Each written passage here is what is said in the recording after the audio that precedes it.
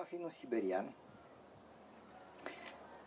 o plantă relativ nouă pe piața românească, însă cu mult potențial.